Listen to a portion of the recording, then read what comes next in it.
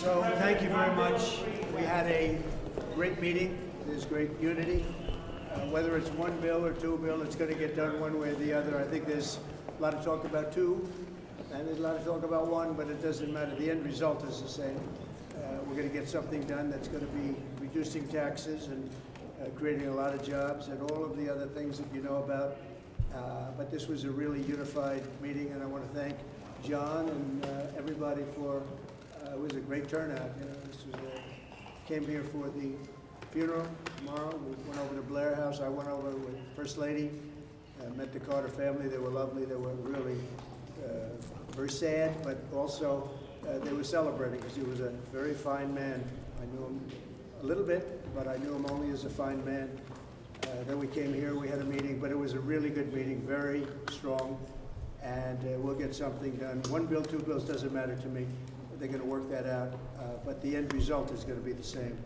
So thank you all very much, and we'll see you. Have a big couple of days coming up, and then in a week and a half we have, I think, some really tremendous things happening. We have some really, I think it's going to set this country apart from all others. We do some great work.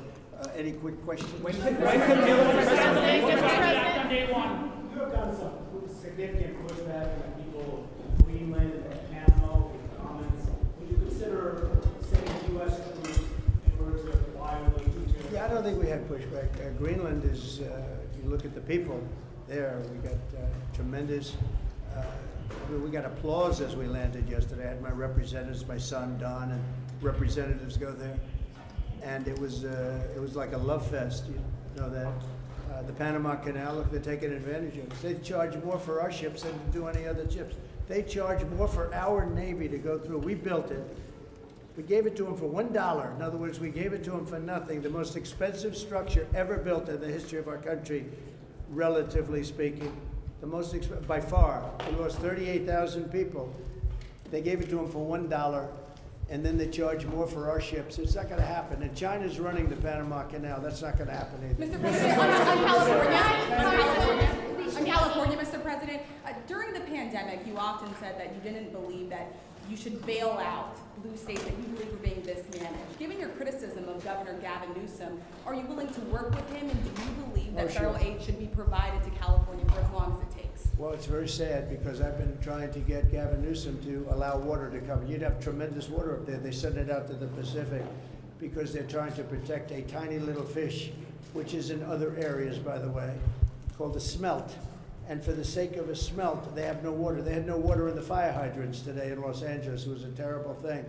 And we're going to get that done. It's going to finally be done. I got it done from the federal side, and he didn't want to sign it, but it's not going to happen again like that.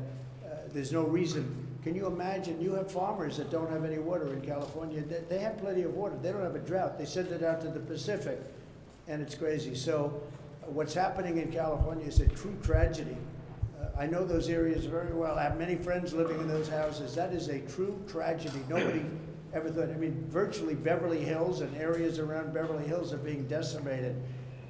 The biggest homes, some of the most valuable homes in the world are just destroyed. I don't even know. You know, you talk about a tax base.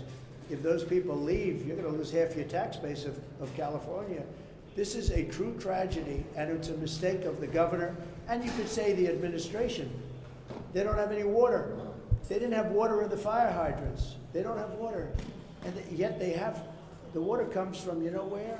Up north. And it comes down at levels, they give millions and millions of barrels of gallons of water that they have, and they send it out into the Pacific. For the Pacific, it's like a drop, it's nothing. But for California, it would take care of the whole state. So what's happened is a tragedy, and the governor has not done a good job. With that being said, I got along well with him when he was governor. We worked together very well, and we would work together. I guess it looks like we're going to be the one having to rebuild it. But what happened there, I don't think there's anything that I've ever seen quite like it. And the insurance companies are going to have a big problem, because you're talking about big, big dollars. Mr. Cheney, Biden pardon Liz Cheney. What's your message for President Biden?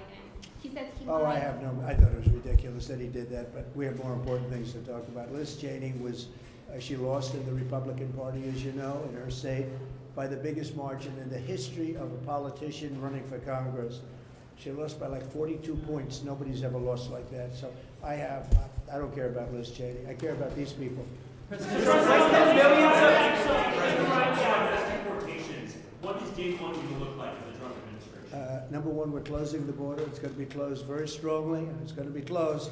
And we're going to have to take people out that are criminals. We have people from jails from all over the world and from mental institutions.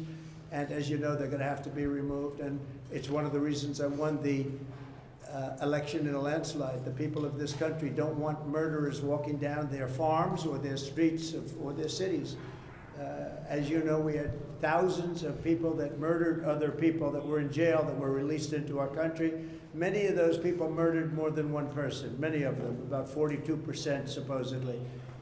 We want them out of our country, and we're going to get a country back again, and we're going to be really governed by common sense. These are the principles of common sense. We're not going to be governed by stupid people. We're going to common sense. We're going to be respected all over the world again very soon. Wait, millions on taxes.